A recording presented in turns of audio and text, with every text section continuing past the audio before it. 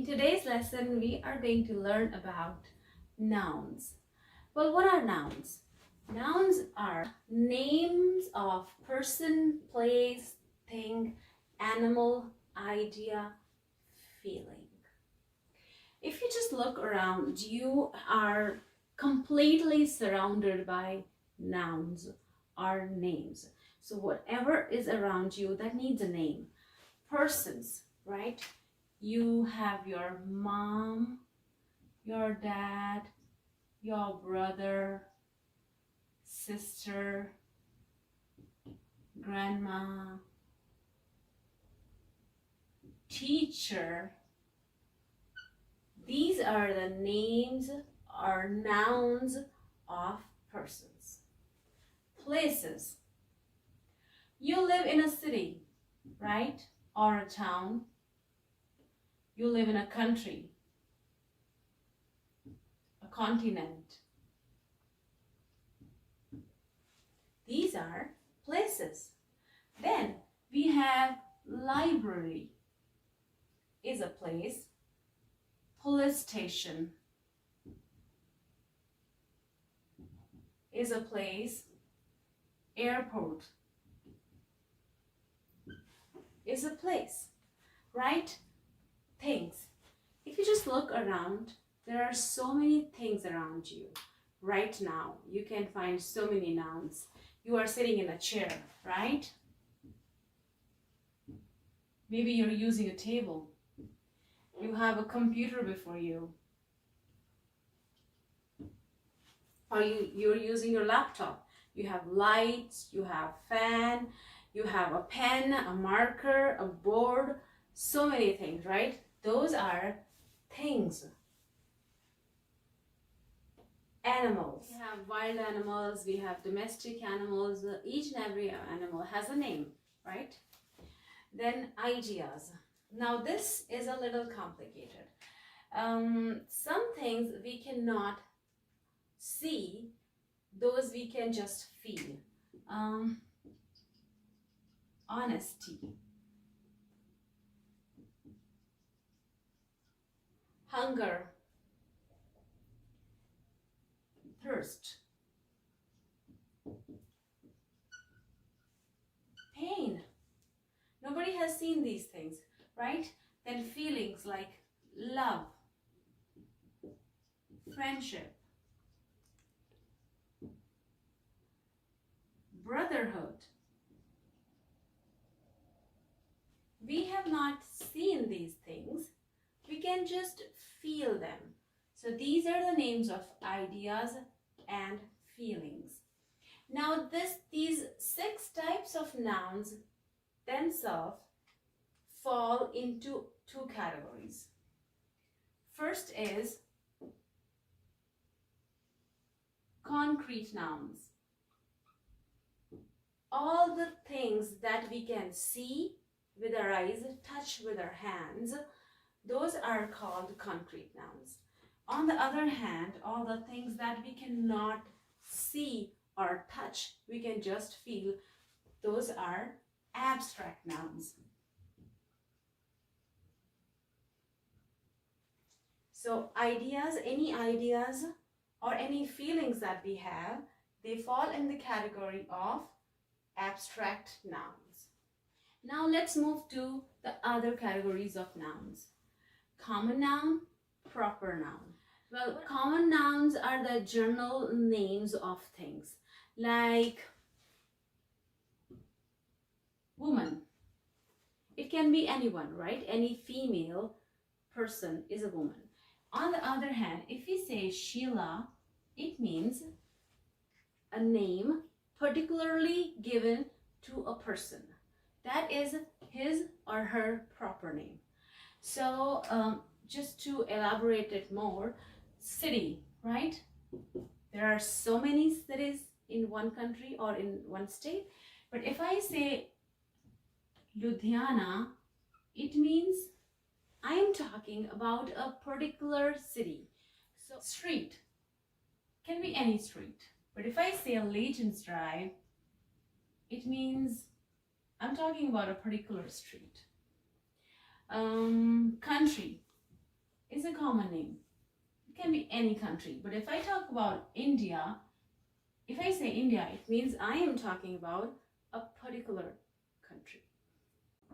Now let's move to another category of nouns. Countable nouns and uncountable nouns. So, countable nouns, anything that has a singular form and can be changed to a plural form is a countable noun. I mean, whatever you can count. You can count trees, you can count lamps, you can count chairs, you can count people, you can count trees, buses, cars, countries, everything can be counted. So those are countable nouns and they have a plural form, right? On the other hand, uncountable nouns are those words or those nouns which do not have a plural form, like poverty. Poverty is uncountable. You cannot count how many or how much poverty. I mean, you can still say how much, but you cannot count it. So, uncountable noun. Then, love. Uncountable. Friendship.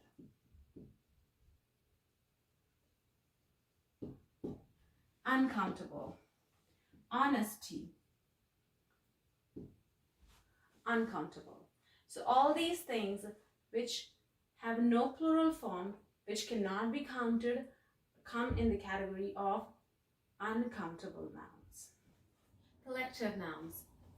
So collective nouns are those words or those nouns or those names that represent a collection of things or peoples. They do not have a plural form. So the examples of collective nouns are staff, herd, army, group, tribe, mob, pack, packet. Next, we will talk about gerunds. Gerunds are the verbs in their present participle form, but we use them as nouns. For example, reading. Reading is the present participle form of verb read. We use it as a noun to express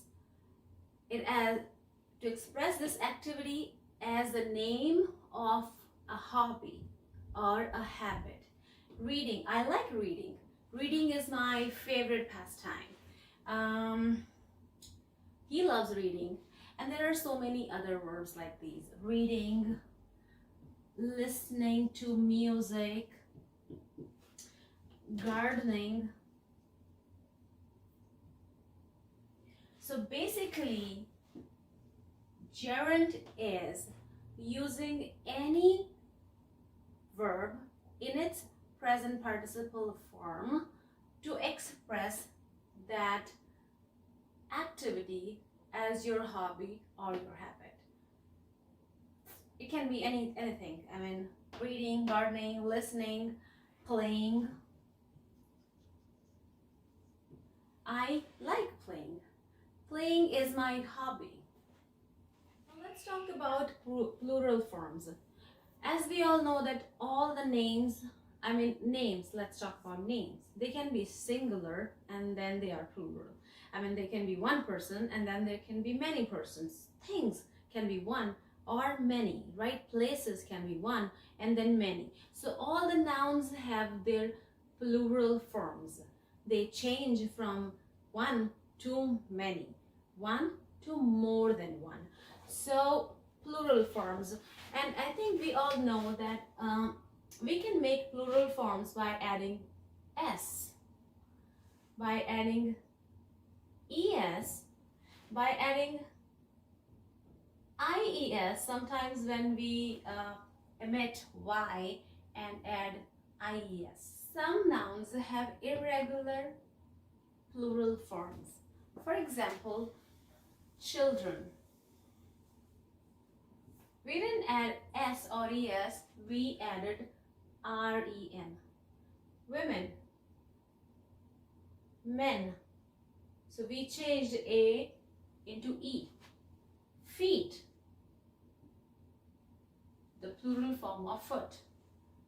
Mice, the plural form of mouse. Lice, the plural form of louse. Alright, so we talked a lot about the nouns. We know that nouns are the names, and everything around us needs a name, whether it's a person, a place, a thing, an animal, idea, feeling, whatever, it needs to have a name.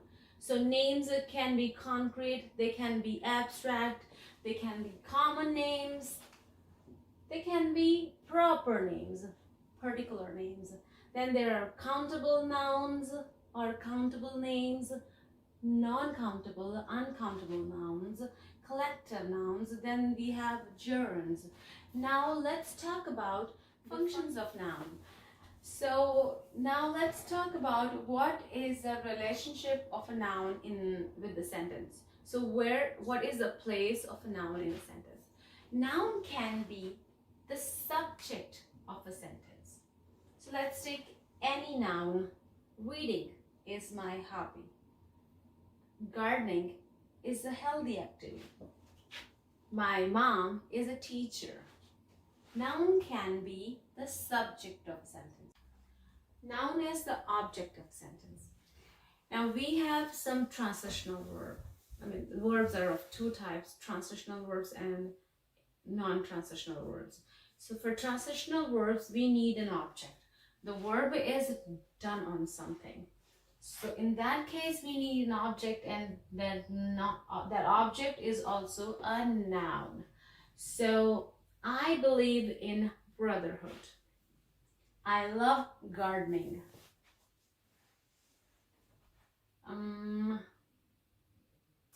He delivered a packet. These are all object. These are all nouns as object in a sentence. Now, noun after be verb. What is be verb? Be verb is the verb that tells us the state of being. For present we use is MR. For past we have was were. For future we use will be. So she is a teacher. Mr. Mark is a teacher. Is a teacher. He is a policeman.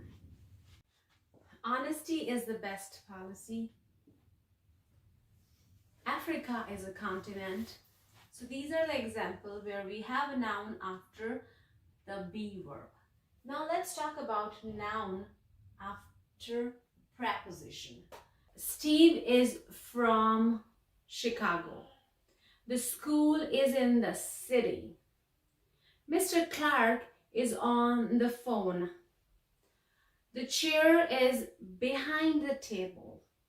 All these are the examples of where we have a noun after preposition. So friends, that's all for today's lesson. I hope you learned something about nouns, kind of nouns, how we change their forms, and how we use them in the sentences. That's all for today. See you in the next lesson. Bye-bye.